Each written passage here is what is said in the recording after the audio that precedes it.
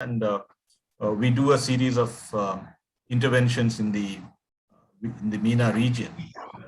This year, this is the first event we are kicking off with the MENA Supply Chain Webvent. Before we begin, I would like to start with a brief introduction of the Institute of Supply Chain Management and ISCM forums. The Institute of Supply Chain Management is a pioneer in the supply chain planning, sourcing, and logistics education and training in India. And we have also conducted some courses in the Middle East. We also do a series of certifications for people who are interested in gaining further proficiency in these areas. The ISCM forums, which is a wing of ISCM, organizes, curates, and delivers cutting-edge, thought-provoking events across the world. We have been doing this in the GCC countries. We have done it in Asia Pacific, and we're doing it in India. Without wasting much time, I would like to start off today's process of talking about the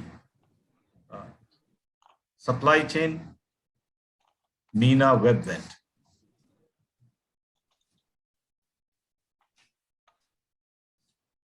The pandemic has affected every aspect of the value chain, from rewiring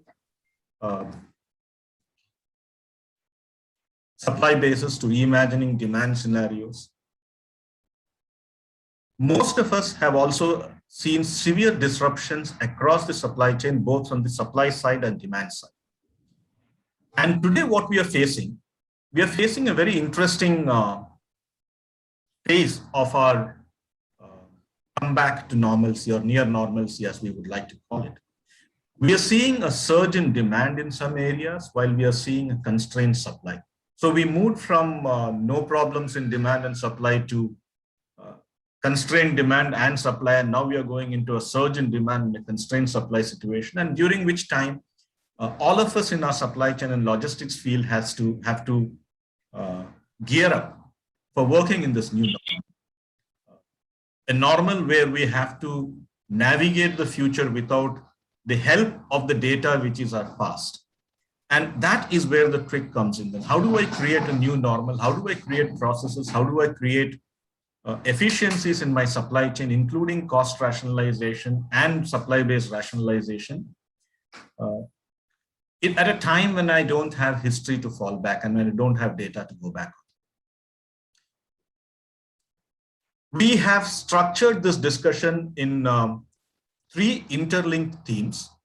We will start with understanding the critical issues within the MENA supply chain and what are the focus, trends, and direction.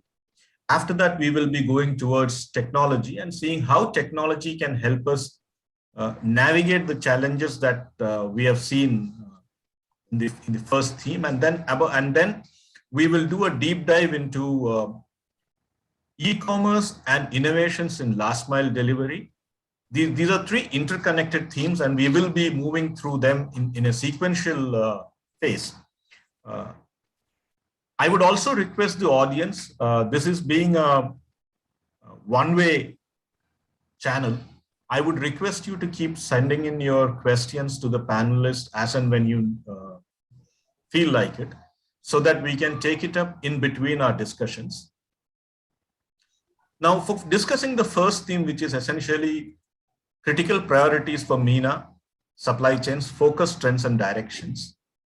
The economy of the MENA region is set for a rebound. Consumer buying behavior is picking up. However, there are widespread changes that corporates need to factor in to sustain, adapt, and build on this recovery going forward.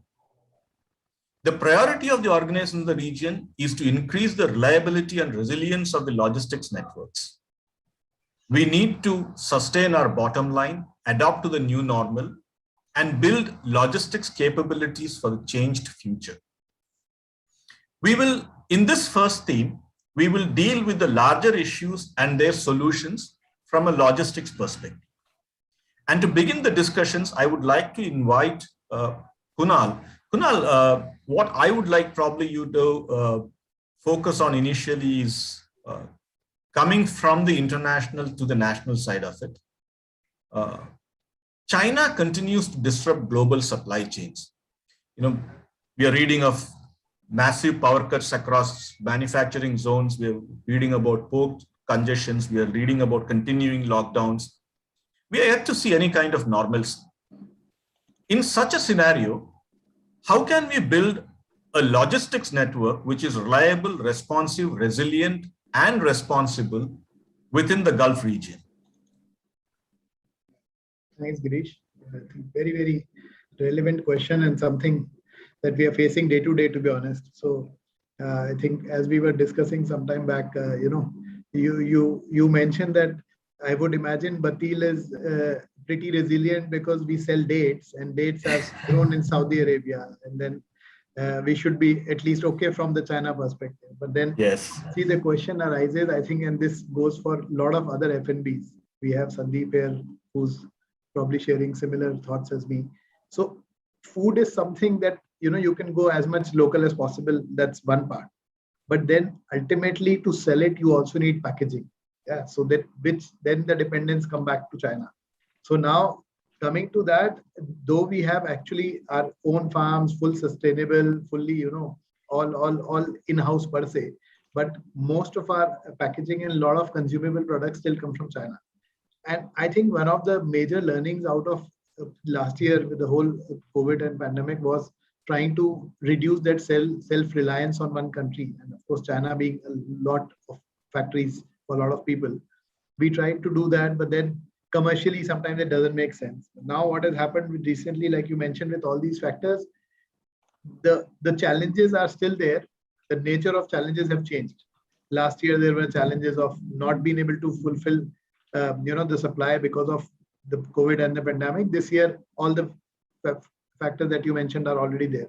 Now, this is back to China, from China to Dubai is 4 to 5 times the cost. So you can imagine the impact is so huge. Ultimately, it's not that goods are not coming. They are coming with a little more delay, with a very high cost. So I think it's basically this huge extra amount of cost that is being shared ultimately between the consumers and the businesses. So we will partly try to absorb the cost as much as we can. Eventually, it will be passed on. So I think eventually it'll kind of steady off. But I don't see per se from a solutions perspective, from all the experts in the shipping industry that I've been speaking to, I don't think this is something which is very short term, to be honest. And Middle East being, especially Dubai, is such a huge trans logistics hub. It is something which is impacted big time. So I think this is something we'll really have to, kind of stay with it and see how it goes. But I feel that at least Q1 next year or Q2 next year, hopefully we should have some relief.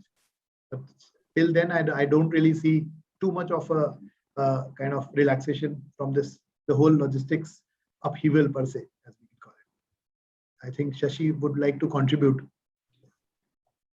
You're on mute, Shashi.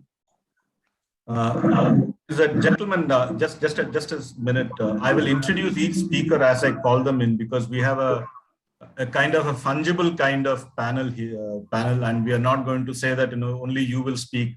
I want to invite speakers and introduce them as I keep inviting them and as you keep commenting in, because we are not selecting who is going to speak on what. I would now like to invite Shashi Kiran, who is a Group General Manager of Jashanmal Group. Shashi, if you could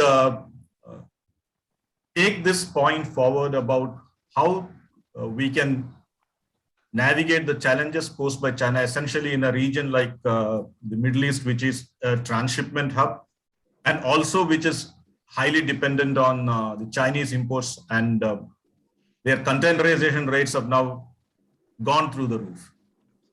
Yeah, absolutely. I think Kunal gave a very good introspect of what has happened in the past. I think the future itself is still unstable as we speak because of the so many disruptions which is causing the chain. So if you ask me, the supply chain the chain is the weakest link as we speak today, because so many uncertainties happening. I know it started with Suez Canal and then the storm and recently the power cuts. There are some 3-4 ports where they were completely closed. And because of that, obviously the containerization couldn't happen. A lot of suppliers couldn't move their products. So on the other side, if you look at it, the demand is going to soar because as we speak, the holiday season is coming up. And I think if you look at it from the Middle East perspective point of view, if you look at UAE itself, there are Dubai Shopping Festival coming up with Expo happening around. It is very unpredictable as we speak. So you know that there are quite a lot of shipping lines as we speak in terms of Costco or Maersk, Emirates shipping, all these companies are very selective and they're choosing whom they're going to, onboard these containers. If you have a relationship with them, which is a long-term relationship, then there are two things going to happen. One, your container will never be offloaded from the ship, and you can actually secure the rates because you have already negotiated them. Now, this is where a lot of companies in the past, I'm sure there's smaller companies in the forum, a lot of companies would probably look at agents to do business with the shipping lines. So as you speak, the container rates are soaring to $8,500 to UAE. I think in US it's crossed almost around $12,000. It's unpredictable to look at what the landed cost would be. As Kunal was mentioning, that who's going to take this cost? Can I absorb the cost and how long?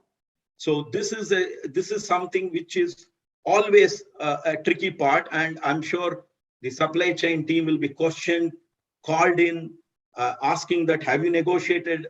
Have you renegotiated it? So many uncertainties will keep, because of the prices, which I'm sure we can't hold it. We have to pass it on to the consumer. So as the only challenge, what we would look at it is, okay, can we use the digital in terms of looking at the data? Can we forecast properly? Can we estimate what is expected? At least the accuracies of, your forecast is maintained. But it is uncertainty. Even I'm just giving an example. If I want to load something next week, I do not know whether it's loaded. So now with the digital, we are in the process of tracking each container, making sure that, telling the shipping agent or the shipping companies to make sure that it's loaded. Otherwise, we will have stock out in the situation. So it is something which is really unpredictable as we speak.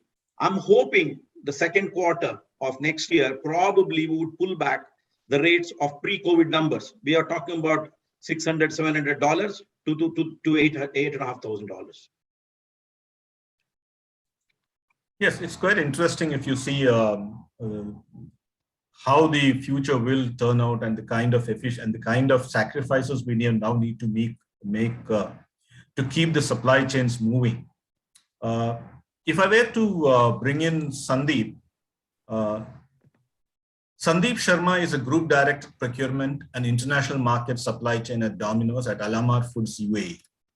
Sandeep, what I would probably like you to also focus upon is that both Kunal and Shashikiran have brought out the challenges to planning the logistics function in the current scenario. So if you would look at this, what are the challenges to logistics planning under these new circumstances? And how are we going about doing it? How are we going to see that things are back under our control? Thank you, Girish, and hello everyone, and thanks Kunal and Shashi for your initial comments and very, very relevant comments for sure. Girish, there's too many questions that comes to me every day, and I think so 70% of them I don't have an answer. Okay. We used to say 2 years back that we are into a buyer's market. Are we going towards a seller's market now? That seller will choose whom I should give and whom I should not give. Okay. So indispensability come with a high risk, and that is what has happened when you talk of China. Who created indispensability? Everybody across globe created the indispensability to make them so indispensable that they are controlling everything. Okay. The complications and the challenges that's coming to us in terms of logistics and other things, I don't know we have an answer. Is it man-made or it has happened by itself, including Suez Canal issue? Okay. So the thinking has changed and the perspective has to change for every supply chain professional now. If you don't change your perspective and attitude, the things are not going to come, because supply chain way of working in last 1 year has changed by 360 degrees. Okay. We have been talking about contingency planning while we were on the earlier conference in 2020, if I'm not wrong. Okay. Contingency planning is something which cannot be done immediately. It takes a lot of time to build up a contingency supply chain, which is a very resilient supply chain. Okay. We have been working on resilience, but nobody was knowing that something of this kind is coming. Okay. I actually, loved Kunal when he said that Q2 the things may be better. I can say inshallah. I don't think so, because the problem is not only logistics. Logistics is a created problem because it started in 2017 or 16 when Hanjin went into a bankruptcy. And if you see before that, 2017 before, the condition was so bad that there were shipping lines who were ready to take the containers free of cost. Just pay DO charges and just ship the container, no problem. Okay. If you see Hapag-Lloyd, the recent, the filing they have done in terms of the P&L, they have the profitability of them in 6 months has been whatever they couldn't have won in 8 years. It shows a lot of things that it is not the way it is. And consolidation is a mantra for the world now. It is going to consolidate. You talk of banking industry, you talk of logistics, you talk of anything. The bigger players are consolidating into smaller players, and they are where they can take the decisions in their head. And that's what shipping lines have done over the last 3 years now. So shipping lines is not only a problem. The problem is commodity also today. The commodity price is going haywire suddenly. And is it again man-made or it has happened? At least I don't have an answer for this. Your oil pricing 2 months back reached out 76% in 3 weeks. I really don't know that can ever happen in this world. Your flour is at a very, very contingent rate where even after paying 28, 29, 30% above the rates, you do not have the supplies available.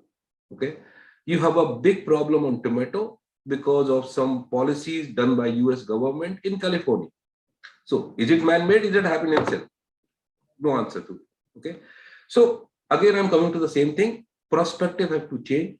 The ways of working in supply chain has to change. Our forecasting methods have to change. And we really have to build a contingency. It will come at a cost. Absolutely, it will come at an extra cost. But then how do you, today the cost saving is a word that doesn't exist. We just talk of optimization. Whatever you can optimize, that is what it is, because actually giving the entire increase to the customer, I don't think is possible in this very competitive world. So that's what the initial thing is, and then we can take up the discussion. Yeah. Thank you, Sandeep. Very interesting. I will pick up something when I go to George. I would like to invite George Paraskevadis, Director Distribution Customer Service at Johnson & Johnson.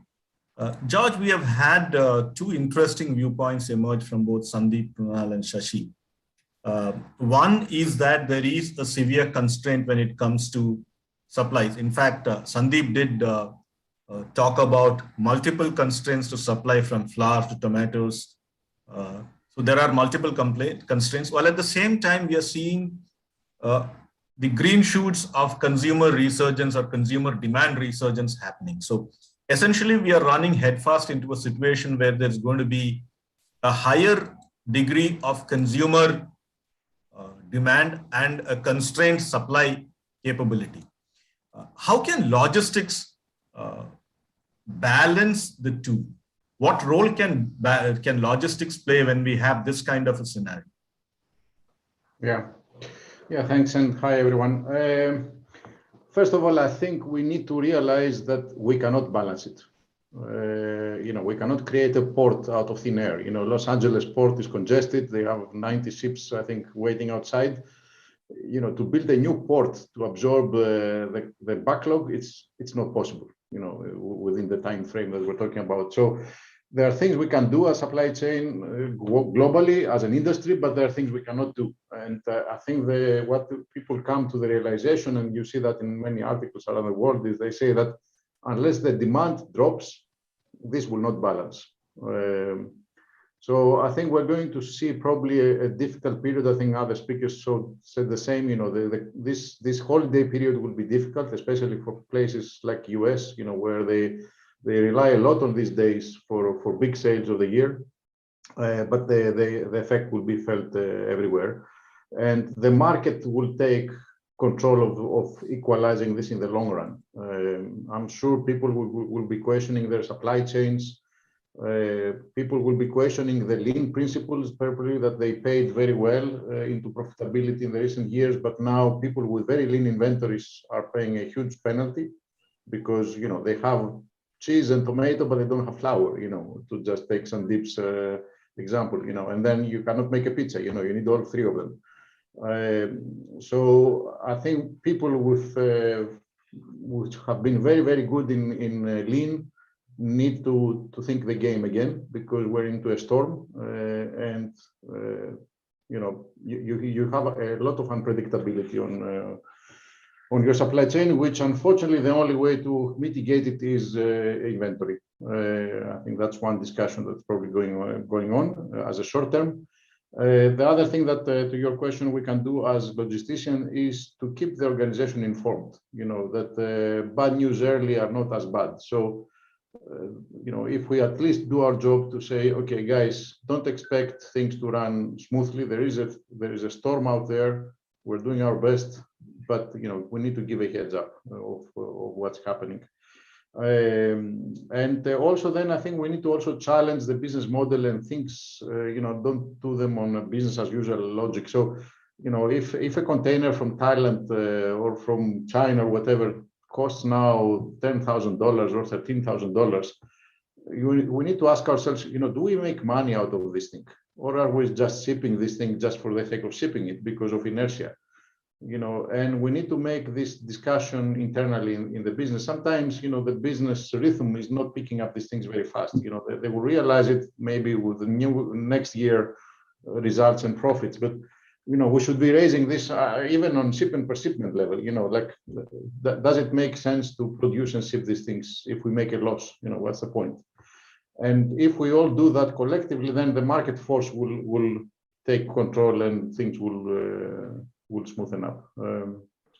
But yeah, I think we should be a bit humble. There's things we can do, things we cannot do. We're all in a storm and we're trying to survive. Of course, there's a lot of competition between us. Everybody's screaming to their fair for the weather for the containers. So we're kind of competing with each other here. So the one who yells more probably gets a bit more, but that's a very short-term game. I mean, it will not lead us anywhere as an industry. That's it from my end. Thank you, George. Kunal, if I could come back to you quickly. Middle East remains one of the major hubs of global logistics network. You yourself mentioned that it's one of the major transshipment hubs. What are the challenges to improving efficiency within the Gulf region? Difficult to answer that, to be honest. There are actually challenges which are only increasing, if I can say so, because what has been happening recently, I mean, there are good news and bad news. I mean, the good news is, like Sandeep mentioned initially, Qatar is probably the place to be, because last year we couldn't say that. So at one time, Qatar border opened, and it's a very good news for the region. At the same time, recently, Saudi has enforced a lot of duties for products which are manufactured within UAE. So, I mean, it's kind of, I won't compare it exactly with the euro thing, but it's more like the whole Brexit issue, and within GCC we are facing every year a different regulation within the GCC countries. So it's not actually becoming much smoother, if I can put it that way. It's actually becoming a little more challenging. But having said that, I still feel and very strongly I believe in the government of the country, that they all the time take steps in things to make the processes very easy. I can still safely say I was meeting Javza a few days back, and they still claim that it's one of the best free zones that you can have in terms of using it for transshipment. I mean, the whole free zone concept probably doesn't exist much in Europe. So, if you have to really do things, and within Middle East, the way they have streamlined and the amount of digitalization that the government is focusing on, I think that's probably one of the key areas where I can see, in terms of how they are making it so smooth and enhanced.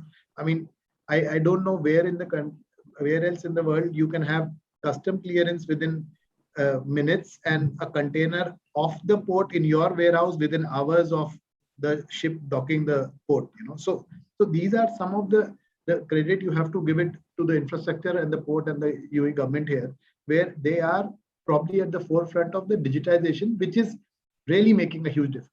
I mean, there are challenges across the supply chain, what we've been discussing across logistics, but things which are in their control.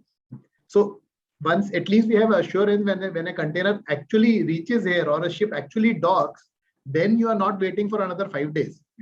Then you're talking about 2 hours, 3 hours, maximum 4 hours. You are talking hours in getting these things back, and even faster for cross docking and in kind of using it as a hub. So I think that way there are kind of both sides of the coin. As I said, these days there are a lot of challenges more than how things are getting streamlined, but there are both sides of it. I think that's what what I'm looking at right now is happening. Very interesting. One side, we have technology which is bringing in a lot of efficiency and process efficiencies. At the same time, we have other forces which are creating frictions within. I think it's more dynamic time than ever.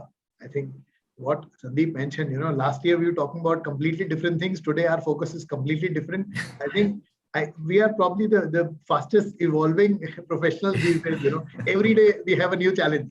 You wake up, you have a new regulation, and you start your planning from there. That's how it's working these days. Absolutely. So, yeah, we have to be as agile as we can be. To be honest, I think that agility is the most important thing these days. I mean, challenges will change.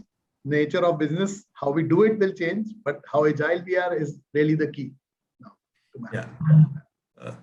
Shashi, if I could bring you in here, Kunal's talked about logistics infrastructure and how it plays a crucial role in creating those efficiencies in terms of if a ship docks within 2 hours time, you can unload, and within another 5 to 6 hours, you can get the material in your warehouse.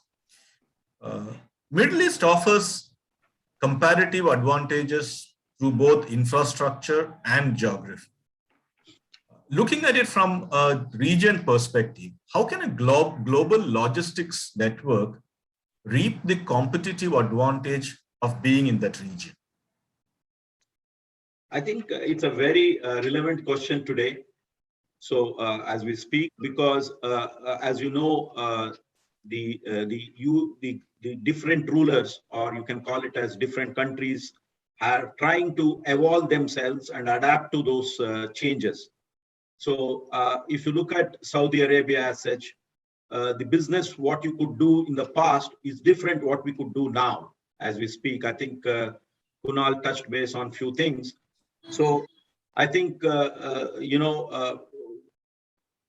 with 2030 vision, which is being outlined by Saudi Arabia, they are actually looking at, or I would say shopping at very big companies for them to set up their headquarters in the region so that they can gain certain advantage over the Middle East countries. So with that, it comes with the cost of operating or cost of doing business. I think with that, what they have said is, look, I'm going to make it tougher for people if they don't have those things in place in Saudi Arabia. So I will revive the whole documentation process of importing. So we will have regulated products, non-regulated products, SABR certification, where you have to register those products so that before you bring this into the country. So that puts a lot of strain and stress on supply chain professionals, because it basically tells you, look, you need to buckle up and improvise the operational efficiency if you want to operate out of these countries. Like example, you need to have ISO's certification in place. You need to have all the test reports in place. You need to have a product clearly marked with all the labels. So this comes with that. Now, if you take UAE as such, UAE has done very differently. If you go back to 2014-15, they started Smart Dubai initiative by the ruler here. And he said, look, I want to digitize everything what we are around. So there are various things of digitization happened. So I think if you look at it, he said that, look, by 2020, I want to be, those days he was not aware COVID going to happen, but still he went ahead with this approach. So what happened? It changed the way they're going to operate. It evolved them. Then they are the early adopters, if you see in the region. So like 5G is come here already. And blockchain, they're already talking about it, and they're actually executing in one of these companies like DP World and all these companies where. And with that, what happened, a lot of online retailers are moved into this region. Amazon came in, Noon came in, and there are very various people are here. So to summarize, I think it is all about early adopters, and also digitalization makes them probably something different, very competitive in the way they operate. I think Kunal touched base on various initiatives, which is everything is online. You don't need to go to port. You don't everything. You process the document via trade, e-trade. Everything does it in few hours. Actually, that puts supply chain team into a different perspective, because you have to adapt those things because you never had this in the past. So if you go back, we deal with lots of suppliers from Europe and UK and US. They are not actually adopted. And if we say that, look, I need certain files which is want to process in my warehouse, like we call it as advanced shipment notification, they'll ask you, what is the document? So that's what is changed today.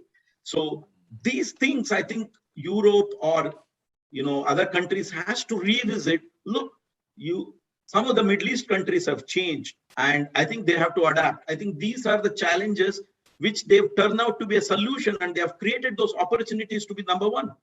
So I think this is what I think it would be probably the learning point for companies who are actually looking at coming over to this region, for especially Europe and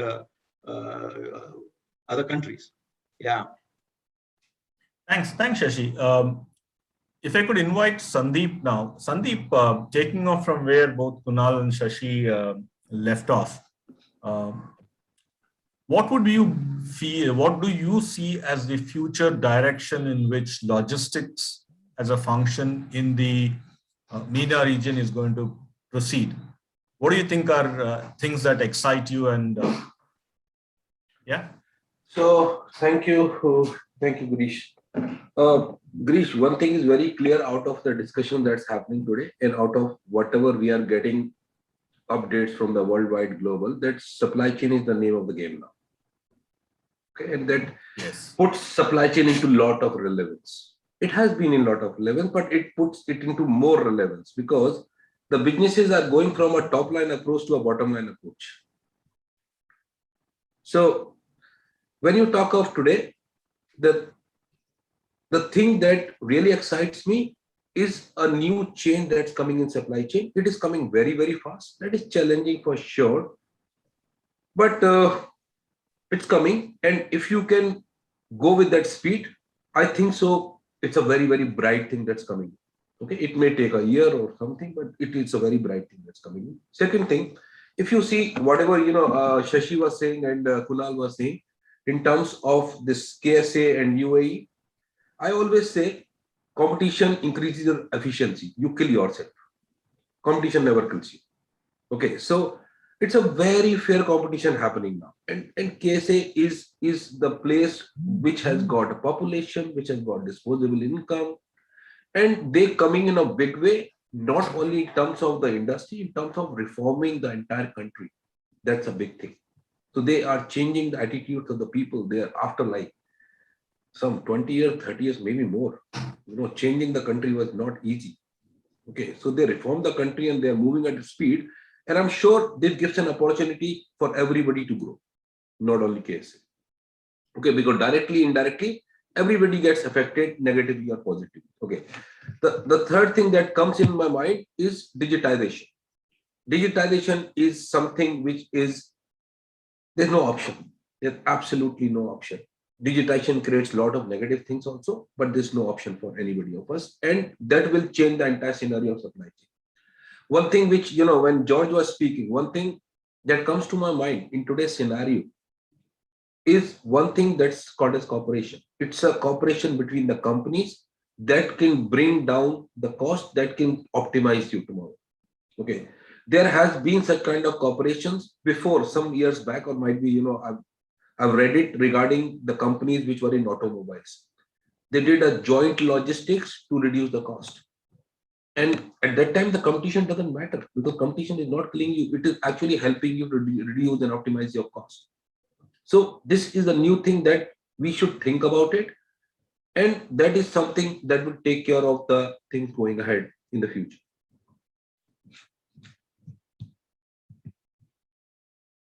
Thanks, Sandeep. It's very interesting that you did also touch upon something very core to corporate strategy going forward. For a long time, we were defined by who our competitors are. And almost everything that we did it from a point of view of competition. I think that today is a time when we have realized that collaboration is a far more potent way to grow than mindless competition. So probably that's something that we also as supply chain leaders need to internalize and take ahead. I would also now want to slightly bring in the technology angle into our discussions, primarily because all that we are talking about has got a very strong fundamental underpinning of technology. In the first phase of our discussions, we focused on the larger aspects of growth. We focused upon the opportunities that the MENA region is throwing up in terms of vibrant economy catching up now. We have seen investments happening. We have seen consumption picking up. The pandemic has done something really good, at least as far as I was discussing this with Kunal a couple of days back, and he said that yes, the pandemic has done something very good. It has enabled companies in the GCC region to go in for technology, investments in technology for the logistics and supply chain networks. There's a silver lining in every cloud, and that's something very interesting. Today, we are talking of technology as the single biggest enabler for logistics functions. There are a number of established technologies and some emerging technologies. We have alluded here to technologies like blockchain and digital twins and Internet of Things coming in. These will shape the future of logistics function. And now we will look at, how can we look at some of these enablers in logistics and create some additional traction and leverage for our operations. I'll take off from where the speakers of the first phase did take us to, and probably I'll start again with George. George, we all heard of everyone, Kunal, Sashi, and Sandeep speak about technology and how core it is, and even you have spoken about technology. How can we leverage technology to create visibility and transparency, to create a responsive, resilient, and responsible supply chain or logistics function.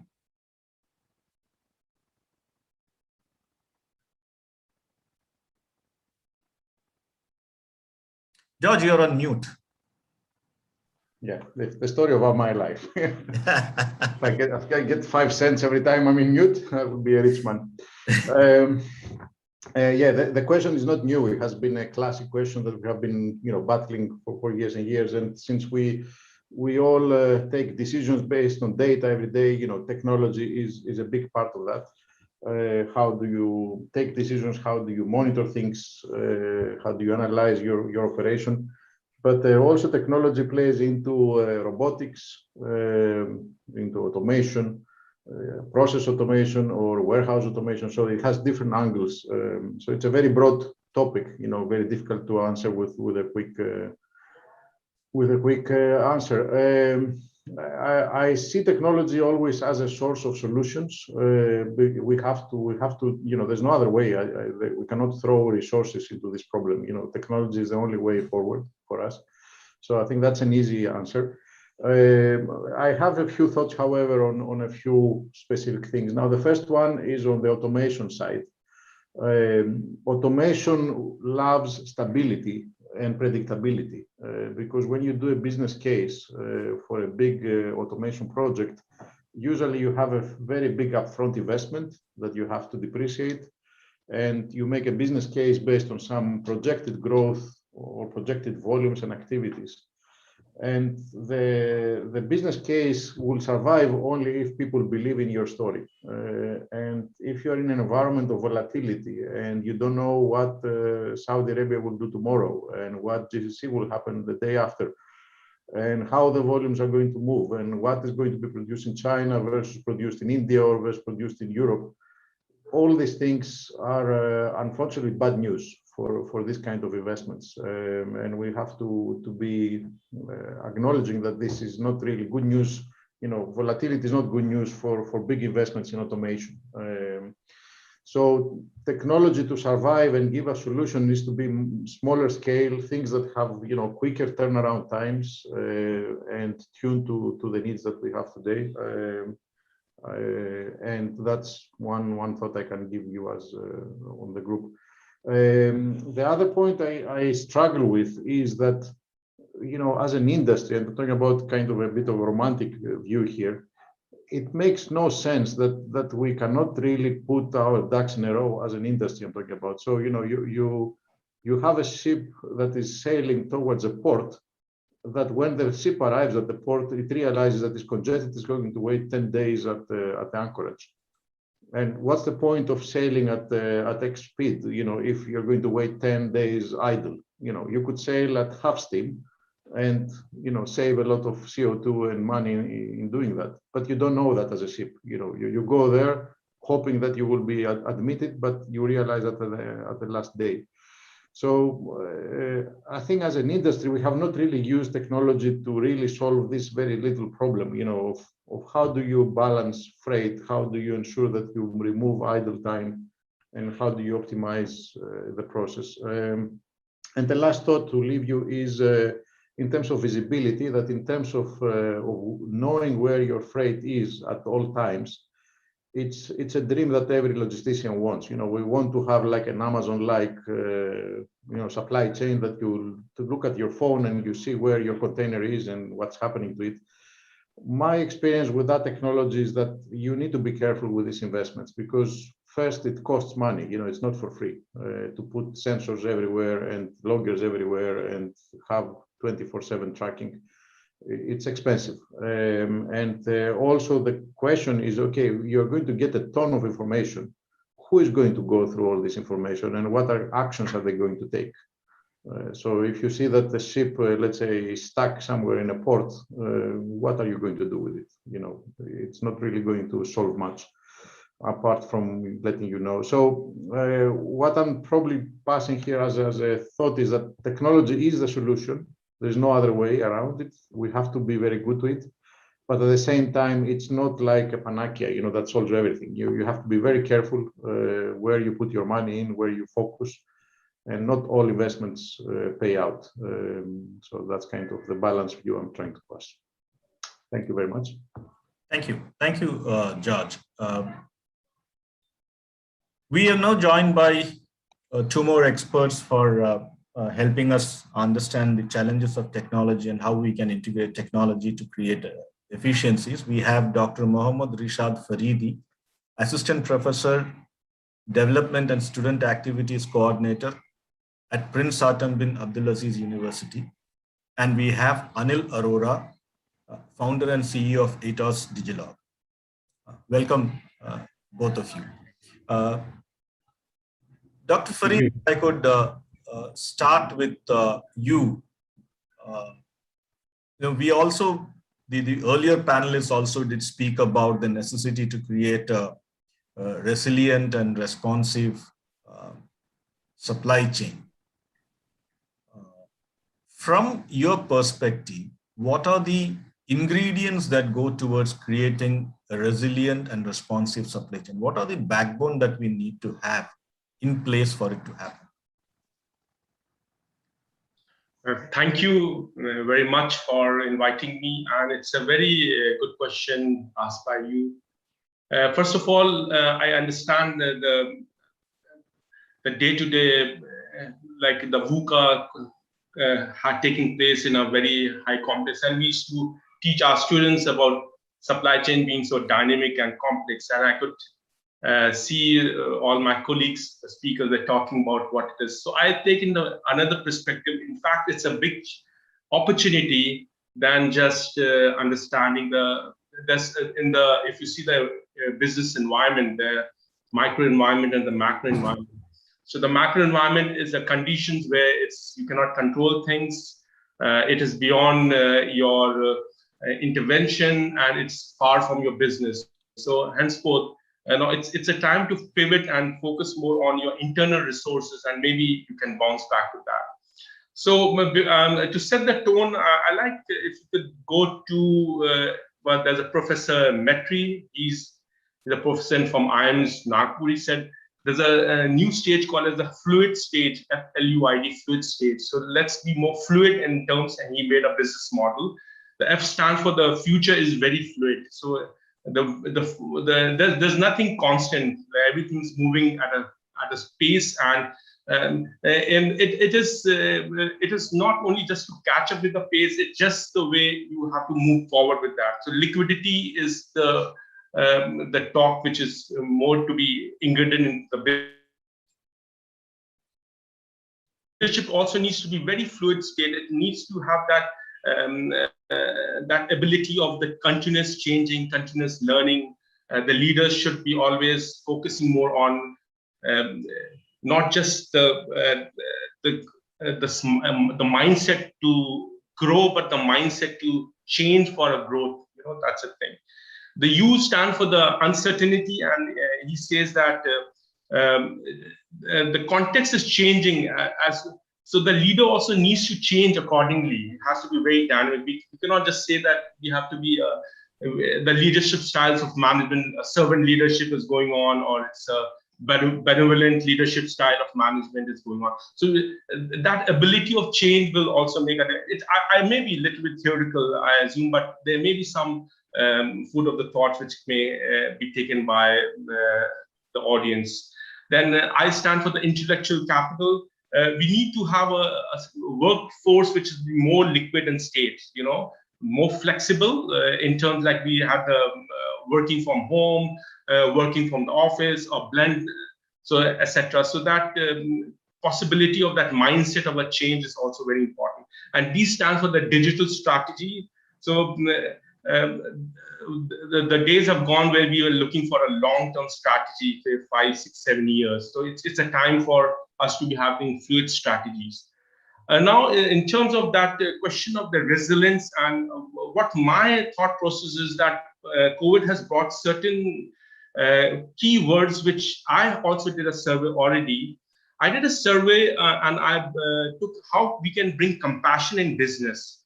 And I did a research work which got published saying that how we can have a cultivating compassion into into my workplace, where my college is, my university is there, and it has really made a tremendous change in the teaching and learning perspective. So I think compassion will be a very important focus point where we have to. So compassion can come only when, as we said, the internal capabilities, self-compassion, it has to start from the self-compassion. You cannot go from compassion and to self, but it has to be self-compassion internally, and then it can explode well into it. Then, as we know, there are 3 stages of compassion. We start with sympathy. Sympathy means you feel something that, I'm with him for some grief. Then we go to the second stage of that is called as empathy, where we say that, okay, now we are in the shoes of a customer, or we are the shoes of a vendor, or we are the shoes of a logistics company. And compassion is a higher intense level where we are part of the process of in the grief process. So compassion was a medical term used by the Stanford in the medical sciences, but compassion has really picked up very fast into business. And if we, as a value chain, looks for that compassionate ingredient from the upstream to the downstream, that will make a big impact. And also not to forget the happiness word. The happiness, when we talk about the happiness organization, we talk about there can be something called as happiness value. We can always, at this time, we can put our teams together to inculcate these things in practice, and we can also reduce that toxic environment we may be facing within supply chain, outside the supply chain, can make a profound impact. Thank you, Dr. Faridi. Anil, if I could bring you in on this at this stage. We see a number of technologies that are being introduced into the logistics space. What are these technologies that you see which hold a lot of promise for the future to create efficiencies within the logistics framework? Girish, if I could just, I mean, this is thank you for adding me to the panel. It's a very august panel, and all the things that I've heard so far have kind of tickled my so-called thinking buds. So if I could just take a step back to start with, I really like George's view that we shouldn't just go and start buying technology for the sake of technology and because we need digitalization at this point. One big realization is that all external business continuity plans that companies spent on and had these external people come in and do scenario building for them pre-COVID. We all know what happened in COVID and post-COVID. So everything was on ground zero, So if you are rebuilding from ground zero, you need to reevaluate all the technologies that are there in the market. And more than external help, when Professor Faridi spoke of compassion, I think a lot of companies after the first wave were in the survival mode. They wanted to survive and see this through. Whereas after the second wave and Delta wave, whoever is left on the table now is a lot more resilient and a lot more aware that this is a reality we have to live. Now, coming back to where the question that you asked, supply chain has seen a lot of technological development in the last 5 years, right? So I'm with due respect to whatever new innovations are being done in supply chain. If you see, mostly the new innovations are grouping of 2 or 3 offerings, or making something which was spread out, making it more linear and more user friendly. So the technologies have been there. Yes, there were 2 questions. One is affordability. It has been usually a big boys game, that if you want to implement all the supply chain technologies, you need to have a certain turnover, and you need to go to a certain level of companies to have a comprehensive outlook and have a certain spend budget. Only then they'll speak to you. But today, one thing is that a lot of companies are imbibing technology in their offering. I can see the gentleman from Shipsy here, and it's typically a company which has already imbibed technology in their offering. So if you're going to them, then maybe you need to spend less on your own technology or look at technology. You look at a vendor who's fully technology enabled and suitable to your current challenges. In terms of short term, I think all the companies, all the customers who were ahead of the curve in data analytics would really benefit from quickly sharpening their demand, in the sense that of course the demand is rising back, but what makes servicing which demand makes sense, right? I mean, you could have SKUs coming out from there is a volume matrix, there is a margin matrix, so you need to pick out what you can serve quickly, right? And again, if you have ready on hand data and access to suppliers data as to how well stocked your suppliers are, then you can quickly do a data match and kind of do a low-hanging fruit kind of a short-term strategy and get the revenue going. This is purely short. Midterm, I think automation makes a lot of sense, because you need to reduce your dependence on manpower, because machines don't get affected by pandemics. They're very sorry statement, but that is what the fact is. We had India, particularly being a low cost country for manpower availability, had a very different take on automation, which has changed. Also, what has changed is investment in digitalization, right? It's not that expensive that it used to be, right? Today, if you want to digitalize a process which is primarily run on, let's say, Excel worksheet and on registers and on something which is manual, it's very easy to replace it with a well thought through digital product. So that one thing which has changed is, why do we need granular data today? Is because nobody can predict what is the next quarter like. So there are boards or there are committees which are planning month on month. So if you're planning month on month, then you need granular data as of yesterday to take a decision today. So the BCP went out of the window. The annual plan today, of course, everybody makes it, but the recalibration is, I mean, if I know my friends right, it's almost monthly basis, if not quarterly. So I think any investment into granular data collection and data analytics is going to pay off everybody in the longer run. A. B, be your own doctor, right? Don't look for solutions outside, because when the storm came, you were the one stuck in the storm, right? So find out what enables you, what empowers you most to take quick decisions, and then move forward. I think I have spoken what I wanted to speak.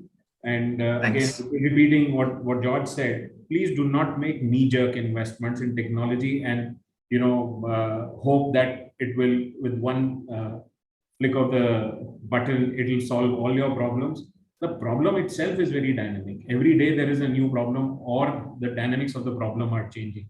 So be the driver, look for the right instrumentation, and then move forward.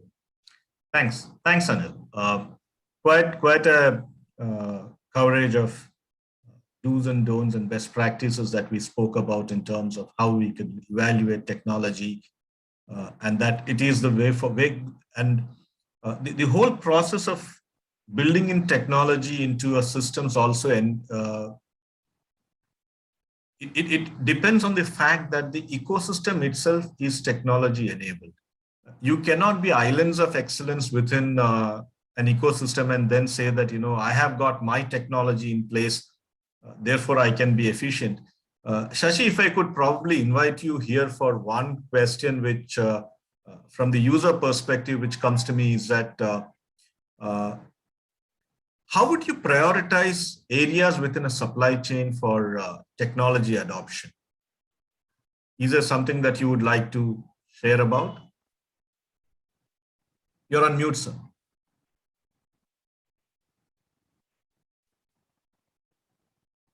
Yeah, as an organization, we have evolved in the last 3-4 years, which I can give you, sir, share some insights. And we are in the progressive stage. I mean, we being in the industry for 100 years as a company, we were not having digitalization. We didn't have an online sites, and our supply chain and the warehouses were manual. So I think we just need to take a step back and look at why do we need these type of visibilities or digitalization. So do I am going to do the saving the cost? Am I going to reduce my inventory? Maybe aging stock of, say, carrying stock, probably if you take fashion industry from 4 or 5 months to maybe 2.5 months.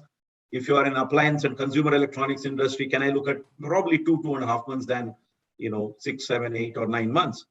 So, or look at the customer experience and satisfaction level. So when a customer walks into a brick and mortar, how was that experience? Or if you have an online site, how you have the customer has the experience. And also looking at the others, which is speed to market, the transportation process, all that stuff, tracking and tracing of your shipments is always required, as a supply chain professional, because at the end of the day, you are always tested on the priorities what you have. So I give you that background to go forward, and I think what companies should organize is probably look at where I should automate. What are the low fruit or low hanging fruit which I should be able to do it? It can be manual processes in the warehouse, or it can be digital, integration, supplier integration to your system, or even the process within the warehouse where there is a pick and pack, how you do automation. So again, I do not know, it's very difficult for us to say as we speak because of the pandemic what we have gone, but a lot of companies have actually switched the way they operate today. Last year, how they were doing, today they are different. Like example, speed to market has considerably changed the way it was. We used to do 3 to 4 days. Now it has come to hours. I mean, there are companies like in the UAE, companies like Talabat, Now, all of them are actually delivering it in 30 minutes when you place an order. So that actually puts a lot of pressure on the supply chain team. So when a last mile delivery guy can do it, why not the availability of the product? Why not the warehouse processing itself? Assuming that you need to keep your cost low, inventory low, and optimize the entire chain. And then comes the last mile delivery, where a lot of companies, I'm sure Soham will talk about this because he is presently active in this region to connect with lots of people to make sure that there's a visibility of what customer would expect when you order or when he places an order. It can be courier to courier or customer.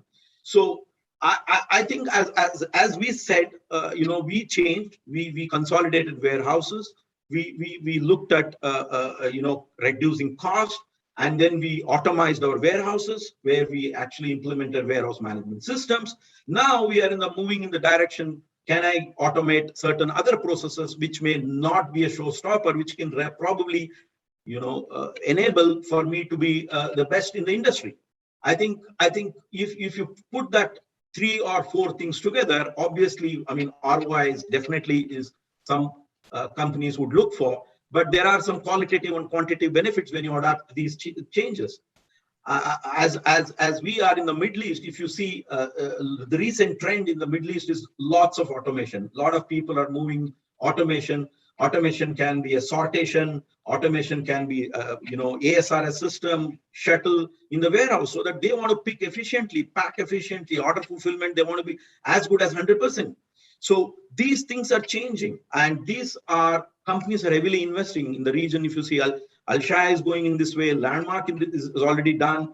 apparel is doing. So quite a few large companies have realized that manpower is not the source of optimizing, rather than let me optimize my backend so that I can support the entire ecosystem. Yeah. Thanks, Shashi. It's, yes, we need to look at the end-to-end perspective in terms of which will give us the benefits when we start looking at our automation process. Dr. Farid, there's also a question from one of the people from the someone from the audience, Ishwar Padmanabhan, who also has a question which says that how will two questions actually. One is how can academics play an important role in adding value to supply chains? And second, how do you see skill sets evolving in a technology embedded supply chain of the future? Yes, as we know, skills and talent is very important, even though we automate to whatever extent we can. So as we know that there has to be some kind of a collaborative understanding of, like, for example, the business cases we have. Is there any possibilities of having live business cases on real time with the corporates, with the industries? Is it a possibilities that we can have supply chain projects with interdisciplinary of other business functions like accounting and human resources and marketing all coming together, not making supply chain de-integrated with the other chains? Because what I feel is there has to be a shift. I think a shift is taking place in the nucleus firm or the master channel. If the Walmart had the opportunity of the nucleus firm was on cost basis, if you see today, their pivot now for them it is they have given an innovative way of making their associates working in the organization to help to take the shipments to the doorstep of the customer. I mean, wow, that is something, great things happening. So what I feel is that we need to have that instead of that the light bulb moment coming up, and it's a time for these digital natives, which we are teaching. They have a lot of capabilities, they have a lot of talent. We just put them into it. So I strongly urge corporates. I know they are very professional, but let's not underestimate the learners, students. They can play a very collaborative role into it. This is what I'm looking for. Then bringing that happiness value chain concept will be another good perspective. We have been very successful in that, creating that happiness of which accelerated the teaching and learning. So this is the thing. The skill set of social emotional learning should also be. It's a new paradigm which is coming in teaching learning. So this SEL skills can come into the employees also all across the board. So these are the new hot buttons which we think a value chain can really make a tremendous approach to it. So I'm a business writer itself. I have a lot of business writing case studies in various journals. So I strongly urge, if we can collaborate and we can think about, we can involve our students also and to build that resilience, and maybe these students with me mentoring them, because you'll be looking for future hiring processes. We can create that ecosystem of bringing these students with almost low cost or no cost to your workplace. So we have to think in that perspective. Other than the days have gone that we just see the degrees of the students, we understand, but it's more of the involvement at early stage that matters more. First thing. The second thing I just want to, within a minute, I just want to tell you is that we were having that competitive mindset as we saw the blue ocean and the red ocean. We moved from red ocean to the blue.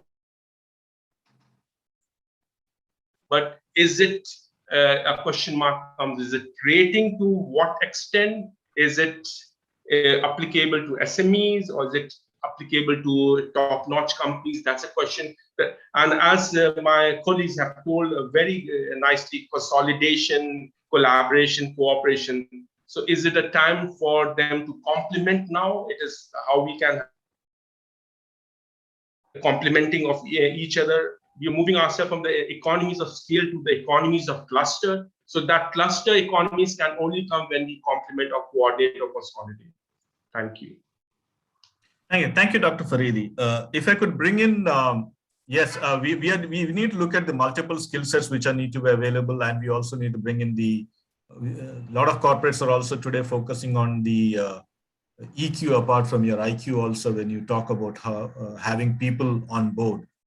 Anil, if I could ask you a question which more goes towards, we talked about a lot of issues with, we talked about the necessity of technology. Underlying the necessity of technology is also the organization's ability to, not only the organization, the supply chain's ability to absorb the technology and generate efficiencies. What are the kind of essential things that we need to have in place before we start on digitalization of supply chains? Okay, so since I'm halfway through this ocean myself in my latest venture, I can give you some insights. First is the mindset, right? And mindset has to be top to bottom, right? Because a lot of times what we see is that the top management, mid management has a buy-in, but the guy on the front line doesn't have a buy-in, right? So first of all, before you embark on anything, any buying spree, any implementation, please get an internal buy-in from top to bottom, right? That I think solves most of the problems.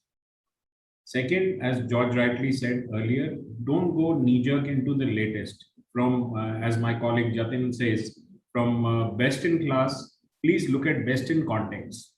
What works for you? Please focus on that, not on the latest launch, which sounds very fancy and, somebody at the board might have referred for just because, he would have heard new. I might be repetitive in this, but please realize what happened in COVID. All the BCPs and external consultants went away. The basket was on your head. So you need to use your head, because tomorrow again, if something happens, the basket is going to come on your head. So do best in context instead of best in class. And please have a mindset check within the organization from top to bottom before embarking on a digitalization spree. And I think the last is that technology is not that expensive anymore that you need to, take a 5-year view and long hit on the balance sheet. Go for SaaS models, have a little bit of an open mind, try some things out, and, you'll figure out the best way in. You're not in the age where you have to, buy the system or, buy a license. Just do some, I won't say hit and trial, but do some intelligent trial before you sign up. So this is how I feel, you should start on a digitalization trip. And if I was to say, what do you need to do? It's very simple. All of us are, logisticians of 15, 20 years standing. So you go for the warehouse first, then for the transportation, and then you go for equipment and manpower efficiency systems. And of course, the analytics bit or the assisted decision making is the key. What are you getting out of the system, right? It's very nice to have a fancy system and a nice graph, but does it help you in decision making, or your decisions are now different? You need to recalibrate every time you buy something as to how far you have implemented. I mean, it was an age-old saying that when we bought, Windows, and we only use 5% of Windows and 95% goes waste. Now, when that was an operating system, of course, globally, same operating system, user fee, license fee, and all. But when you're buying a supply chain software, please look at what all features you can use, and how well can it be pushed back into the system for decision making. So if I was embarking on a digitalization spree, these are the few things that I would, as an organization, look at first, and then digitalize. Thanks, Anil. Isn't it fantastic that you brought this up? A lot of us make technology decision based on fancy rather than use. And quite often, once the baby lands in your lap, you're not sure what to feed and how to nurture the baby. And then something else comes up and you then start jumping for the next new in town. So it's like, I don't know, technology is like that old Onida ad, neighbors envy. When we look at somebody else's technology, we feel envious of it, and then we want to jump in for that. What you brought up is very, indeed very relevant, that you need to look at it in context and not in terms of absolute what is new and what is latest and what fits the business. What we call it as appropriate technology. Appropriate technology is the best way to start your transformation, digital transformation. That brings us to the close of the technology piece, though we will flow from technology into the third biggest challenge that we have, the third theme that we have for the day, which is the last mile connectivity. And before I do that, I would also like to place on record deep appreciation and thanks to two partners of ours, Atos Digilog and Logisci, for partnering us in the MENA supply chain Webvent. It was thanks to you that we could do this so nicely and seamlessly. Thank you, Anil, for being a part of ISCM and supporting ISCM in multiple ways. We count on your friendship. It is indeed gratifying. Thanks a lot. And thanks a lot, Logisci, also. I would like to thank our speakers so far, Shashikiran, Sandeep, Anil, and Dr. Faridi, not to miss George and Kunal. Thank you for taking your time off. Now we are going into the third phase, and I would like all of you to remain on. And if you have viewpoints, I would like you to please raise your hand and we could invite you for your comments. It's not that it's over. The third theme that we have are e-commerce and innovations in last mile delivery. Innovations is a carry through from our technology space. And to handhold us through this session, we have with us Shailen Shukla, Chief Logistics Officer from MHAO Group. We have Soham Choksi, co-founder and CEO of Shipsy. And we have Apurva Arora, SVP at Jumia Group. I welcome all of you. The panelists so far have touched on various themes of changing consumer behavior. I think it's also George who said that we need to be able to meet. Shashi also mentioned it about how we need to be able to track consumer behavior and deliver it. And if it takes a 3PL can do it, why can't the companies themselves do it? The developments of the past few months have made it a dire necessity for companies in the last mile delivery space in the Middle East to relook at their logistics operations so as to cater to the changing customer demands. There are a number of challenges which are unique to the Gulf region. I was reading some articles, some research paper written by Bain and Company, where they said that there's a very high incidence of cash on delivery in the Gulf region, primarily because of lack of trust with the e-commerce function. And a higher amount of COD means higher amount of returns, and then higher amount of returns means you need to be able to be that agile and nimble enough to get those things back, and those add to costs of your operations. Similarly, there are certain regional cultural issuances where we'll need to keep in mind when we will not be able to deliver. There are certain delivery windows which are closed. For example, during the Salat times in Saudi Arabia, planning delivery is not possible. So we need to be able to imbibe that in our operations. However, technology today is making it possible for us to track consumers in real time. And I also heard of service providers who are willing to track consumers as they move and intercept the consumers at wherever they're available so that you can make the delivery. We will look at some of the issues that e-commerce and which technology can bring and help e-commerce and the last mile delivery. And to start off with it, if I could invite probably Shailen to talk us through the challenges and opportunities of a rapidly changing last mile landscape in the Gulf region.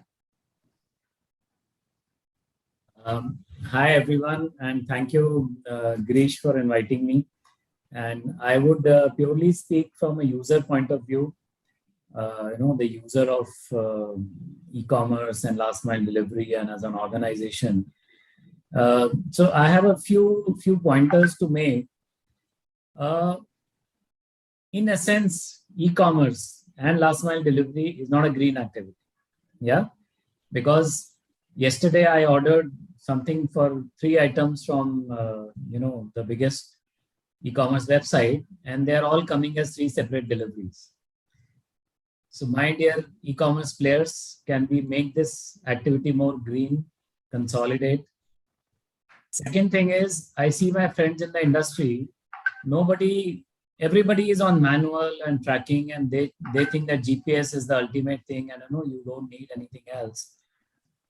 So my request to all of them is, can you please become more efficient and more green by adopting some kind of software which optimizes your route planning, easy for track and trace, and do something which is maybe optimize your productivity. Most of the time we don't invest into it thinking that there is no ROI, but actually there's a huge ROI. And in my previous company, we implemented certain softwares and technology, and it was a huge benefit, improvement in terms of productivity. And by using less number of vehicles, by consolidating, by doing a proper routing, route planning, you are actually being more green, while you cannot stop consumers from ordering $10 items at a time every other day.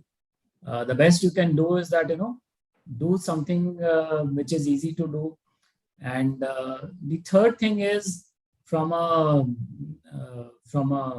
again a green point of view, can we all go green and use electric vehicles, battery vehicles, for last mile delivery, and not use vehicles which may not be so eco-friendly. And another point is that for last mile, I would also like to include that we should have very, very short lead times for softwares which come into like a plug and play kind of a module. You should, like an iPhone, download from an app, have it up and running in no time, with very little integration required, and very, very little software effort required. I may be a small grocery seller, so I download an app and I start running, instead of saying that, okay, I need a 4-week implementation time and I need integration and this, that, and all that. So some kind of a end-to-end delivery solution should be available. So these are the few challenges that we face: lack of technology, lack of any kind of green efforts from users like us, as well as from the large e-commerce companies. And the third one is, again, I would say that look at last mile drivers, and my friend Apurv is here, and also Shashi Kiran, who runs a very large courier organization. Let's be more humane with these drivers on the last mile step. They all get incentivized on the number of deliveries, and they drive like racing car drivers on the roads, endangering their lives and endangering the traffic and the situation. And every day, you go to office, you're coming back, you see so many mishaps happening around there. So I think let's take care of these guys, put them on a fixed remuneration rather than incentive based. I'm not against a higher productivity, but not at the cost of these poor people. So many complaints in 5 minutes. So I think let's hear Apurva and Soham what they have to say on this. Yeah, quite interesting. Yes, there is the drivers are the unsung heroes, and quite often the unsung is okay. Most often it's the abused heroes, which is the problem that we face, and the least respected in the whole chain that we have. So I want to bring these things to you, and especially Shailen touched upon something which is very core to what will be supply chains going forward, which is sustainability. How does the last mile delivery evolve to sustainably meet customer expectations? Yeah, I think good point, Girish. And firstly, thanks for having me over. And I think, yeah, Shalin, you made a very, very critical point, right? In terms of going green and looking at sustainability, right? And how we can really enhance that. Um, I think if you really look at it, that what are the core components of last mile, right? So it's definitely in terms of the distance that you travel overall to complete particular tasks, and the second is the mode, right? uh, and I think both of these are absolutely critical. We're seeing a large penetration of electric vehicles. If you see companies like Amazon, etc., they have huge fleets of electric vehicles now. Flipkart in India, right?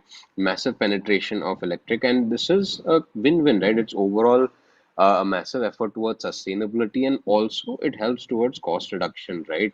And there is a drastic reduction in cost too, right? So I think that, and obviously how like Shailene mentioned, that how you can kind of look at algorithms to optimize things better. I think that's second.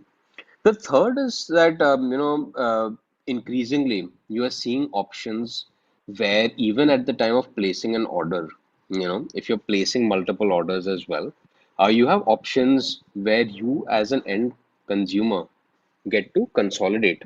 Right? You give an option to them that are you okay consolidating the orders and getting it together on a common day. Amazon, for example, has started doing that, right? Go green, right? So even as end users, they're given that option, right? Okay, are you okay saying that, okay, maybe it gets delayed by a day, but you get everything together. So you reduce the packaging uh, and you go green that way. So I think these are two or three points, I think, at least from my perspective, that are really critical to the sustainability piece, and would really add value on all sides, right? In that for in that regard.